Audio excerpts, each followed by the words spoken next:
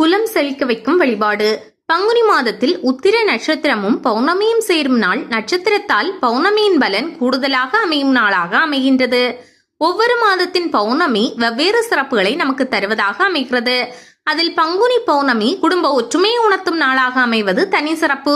பொதுவாக பங்குனி உத்திரம் என நட்சத்திரத்திற்கு சிறப்பு தரும் பௌர்ணமி நாள் என்றவுடன் அனைவரது உள்ளமும் குதூகலம் அடைய காரணம் முருகனுக்கு விழா எடுக்கும் நாள் என்ற சிறப்பை பெறுகின்றது. தமிழ் கடவுள் சுப்பிரமணியின் ஆலயங்கள் அனைத்தும் விழா கோலம் அடையும் தினம் என்று மட்டுமே பலர் அறிந்து வைத்திருப்போம். இந்நாளில்தான் தெய்வ திருமணங்கள் நடைபெற்றுள்ளது என்று நமது புராணங்கள் நமக்கு தெளிவுபடுத்துகின்றன. எனவேதான் பங்குனி மாதத்தில் நம் குடும்பங்களில் திருமண சடங்குகளை நாம் நடத்துவதில்லை.